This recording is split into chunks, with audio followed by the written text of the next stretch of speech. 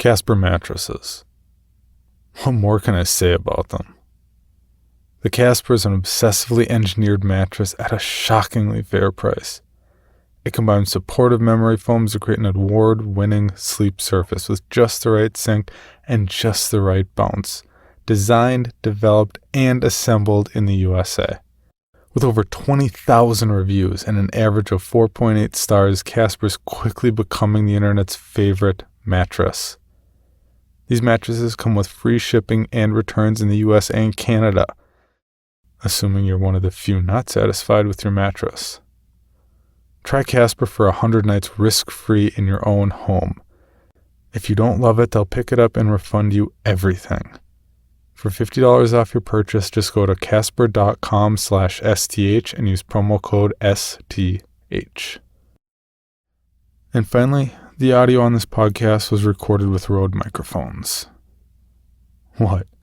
Did you think I magically got people's voices onto this podcast? You can hear it from the very start and the amazing improvement in audio quality from those first episodes. Now I can catch every sniff, sigh, or slurp, so no one will miss a thing. Rode mics are the best in the business. Check them out now at rode.com.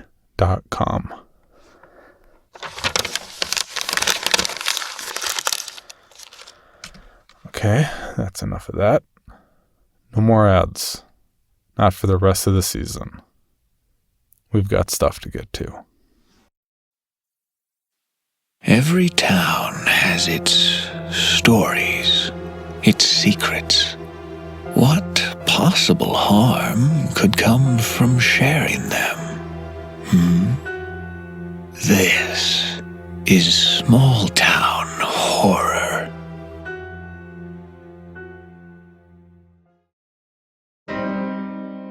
Small Town Horror is a weekly podcast presented without commercials, which means it's up to you to keep the search going with your donations. I've only been able to keep doing this as long as I have thanks to the support of the listeners as I search for answers. Please visit patreon.com/smalltownhorror to ensure those answers are found.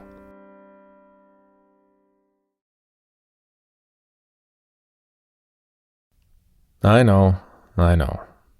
It was a dick move to drop a bomb like that on you and not come right out and explain myself. But I needed to give you context. I need to help you understand what happened before you actually hear what happened. I'll post these weekly so you can finally understand for yourself, Detective St. Clair. And while I could just give it all to you now, I won't. You'll see why eventually, so before you get all excited to slap handcuffs on me again, just listen. It started back in Creighton. Are you gonna miss this? Are you serious? I meant the podcast. Regardless of what happened, this podcast has been a part of who you are. No.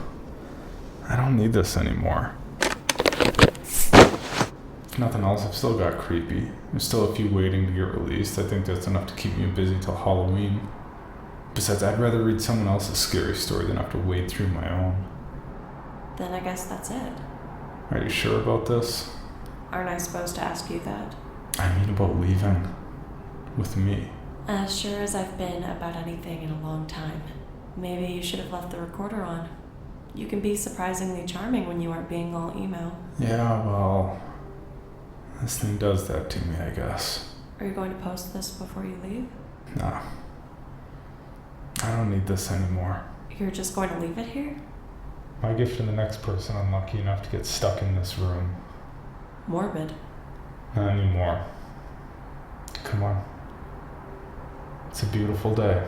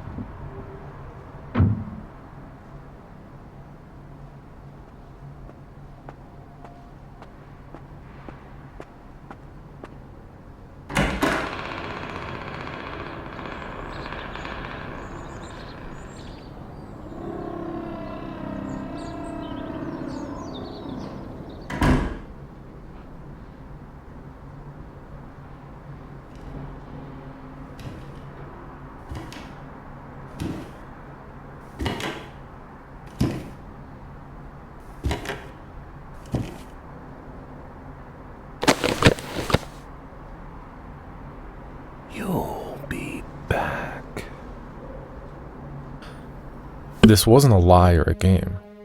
I was leaving. I really was. In my heart, I believed that Sarah was dead. Or maybe I just hoped she was. She'd been gone for so long, the idea of her being alive in any capacity in some scenario like what I'd been through was too much. I said my goodbyes. I was done.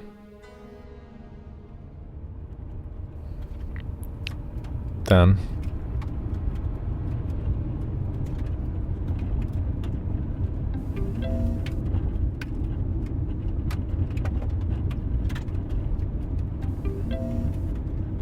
What's that? what? That beeping? Beeping?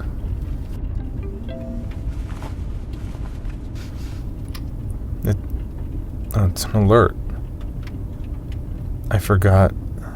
What? What? Hold on. It's a weird moment in your life when you realize that you're trapped. I've run the spectrum. Feeling trapped because you've grown up in a small town, feeling trapped because you're chained down, feeling trapped because you're locked behind bars. Should I talk about that? The number of people who got shitty with me because I wanted to leave and never come back? Sure, you got kidnapped and went to jail, but I need closure. Perspective, people. Give a guy a break. But I digress. I'm trying really hard not to be so emo anymore. I'm a happy person. Sort of. Better than I used to be. Sorry, I'm getting off track. After I left, depending on how intently you've been following me since then, if at all, and let's be honest, if there was really only one person that was interested in following me, you might have seen a picture of me on a beach. That part was awesome. Even if the next part didn't work, I couldn't have been in a place further from what I left behind in Creighton. And the best part? Julie met me there. Should all else fail, it was a new beginning. Of course, by now you know that didn't work out so well.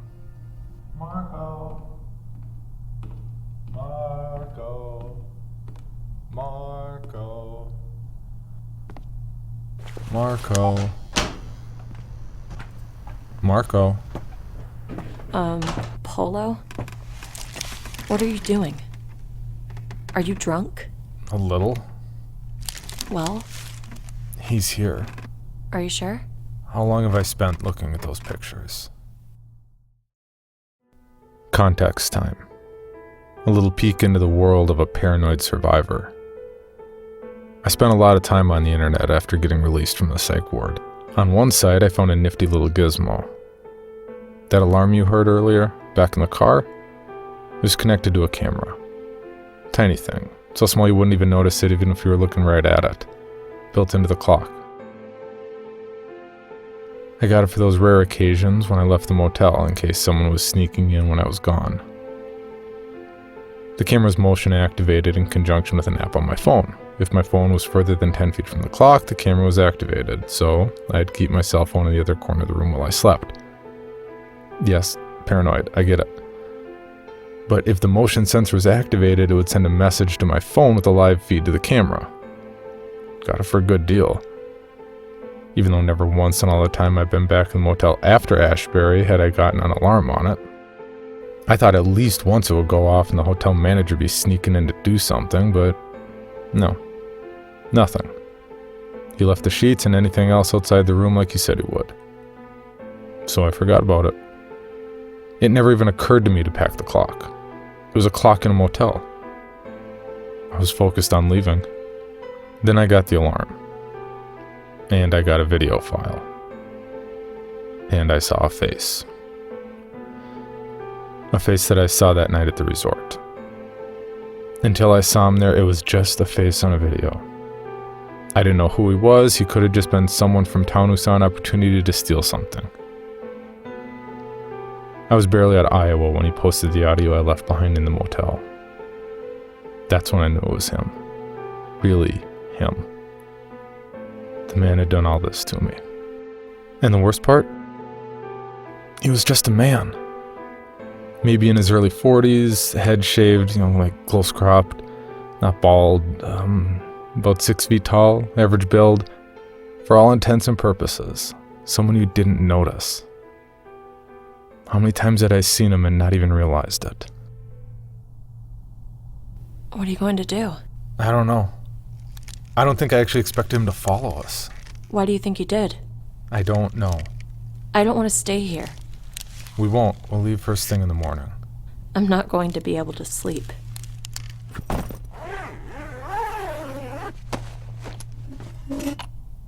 I'll stay up. You can drive in the morning. Where'd you get that? Consider where I had to drive through to get here. Okay. So, all of this is real. He's real. Send the information to the police. No. This isn't a good time to be stupid. What good would it do, Julie? Tell them that I have video of a guy taking my recorder? I don't have proof that he's here. You have video of him taking a recorder that had audio on it that he posted to your podcast. That doesn't sound crazy to you. Like I'm involved in whatever's going on. It's something. It's not enough. That wasn't the deal. We were going to start over. If we were really free of this. We can be. Look how easy it was for him to find us. We aren't free. So what do we do now? We go looking for answers. He'll keep following us. I hope he does. Going to explain to me what that means, or are you cheesing it up for your recorder again?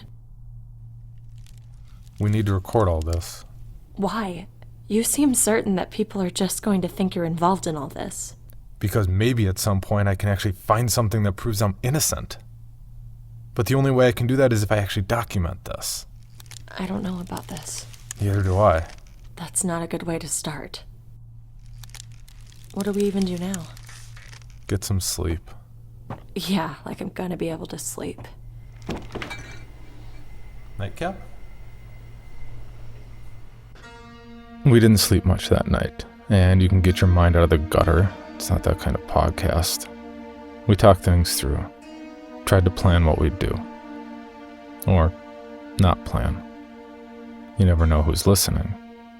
You never know who might suddenly think that you were, say, gonna travel to Italy, or maybe Camden Park, West Virginia, instead of where you're actually going.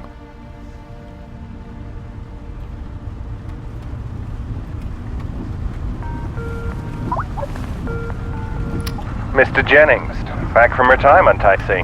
I tried to call you, Oh, really? I don't seem to have gotten that call or message. I need to talk. Believe it or not, Mr. Jennings, I have more important things to do right now than to give out even more favors to people who have no interest in returning them. I found the man who did this to Sarah and me. Are you serious? I don't get more serious than this. Then, eschewing my journalistic instincts, I think you should just go to the police. Not yet. I need to do something first. I'm not going to get involved with something illegal. This isn't illegal. Then what is it? I just need you to tell me what hospitals you went to. I need to find the people who are afraid of the laughter. Why? I need to talk to them. Bearing so many other issues at the moment, lest you forget, those men and women are manic depressive. Most don't speak at all. Maybe they haven't been asking the right questions. And what exactly do you think qualifies you to ask the right questions? Kindred spirit. You're not exactly a people person, Mr. Jennings. No, but I do have one advantage. I heard it. Interesting. And what exactly is the ambiguous it that keeps getting referenced? I don't think it would make sense if I told you. Can you help me or not? I don't think I will, Mr. Jennings. I've spent more than enough time on your little quest, and I've gotten less than nothing in return. In fact, if I may say, you've treated me rather shamefully. You listened to that, huh? I did. You weren't supposed to hear that. I was gonna edit it out, but then... They arrested you before you could get a chance to accuse me of somehow being involved in multiple kidnappings. Is that what you're going to say? Honestly, Mr. Jennings, it was only because of a sense of morbid curiosity that I picked up this call. Well, that and the chance to tell you to bugger off, you stupid twat muncher. Yeah, I deserve that. I deserve all of that. And worse, alright? Yeah, I'm a piece of shit. I got more caught up in trying to fill time on the podcast than actually find the truth. I was too scared to go out there and do the work myself, so I dumped it on you. And even then I considered scapegoating you. Feel better? No, I don't feel better. I feel like I don't know what the fuck I'm supposed to do, but I don't have any choice in any of this. I got kidnapped, I went to prison, and now, when I actually left, that son of a bitch followed me. I can't get away from this, so I need to end it. The only way I can end it is if you help me.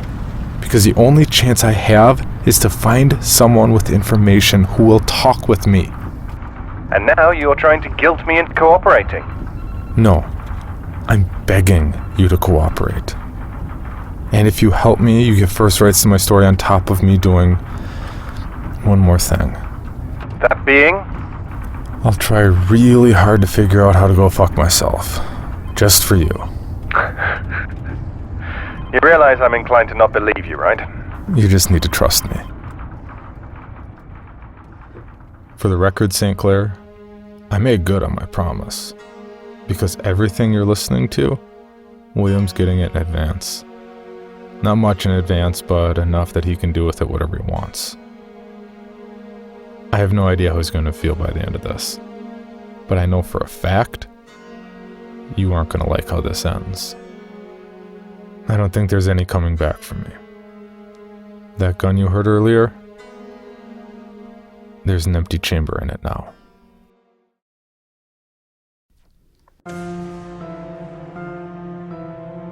Small Town Horror is a weekly podcast presented without commercials, which means it's up to you to keep the search going with your donations. I've only been able to keep doing this as long as I have thanks to the support of the listeners as I search for answers. Please visit patreon.com/smalltownhorror to ensure those answers are found.